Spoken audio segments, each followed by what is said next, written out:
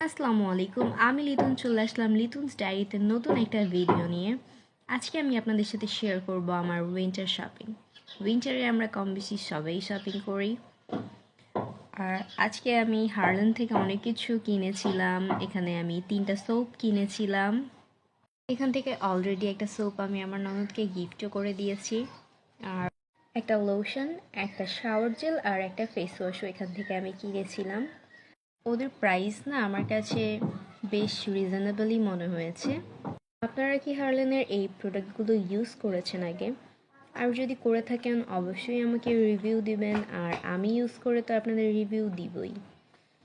আপনাদের কাছে হার্লেনের প্রোডাক্টস কেমন লাগে অবশ্যই আমাকে জানাবেন। চলেন এখন আমরা শেয়ার করি এই প্রোডাক্টসগুলোর প্রাইস। এই প্রোডাক্টসগুলোর প্রাইস ছিল মিড রেঞ্জে বলা চলে।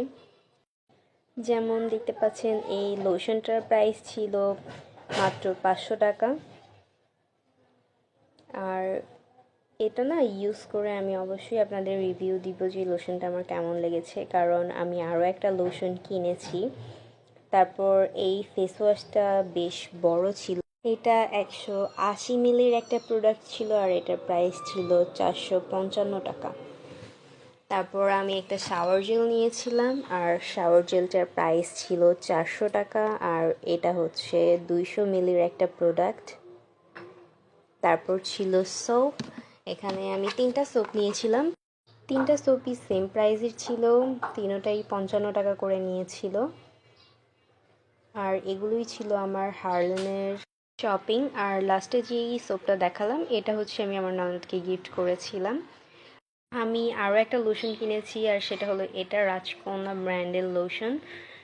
এটা 425 টাকা ছিল আই গেস। আর আমি একটা ময়শ্চারাইজার কিনেছিলাম, বেবি ময়শ্চারাইজার। এটা আমি আমার মেয়েকেও দিই, আমিও ইউজ করি। আর এটার দাম ছিল আই থিঙ্ক 580 টাকা। অ্যান্ড আমি একটা লিপ বাম কিনেছি মেরিলের। আল্লাহ হাফিজ।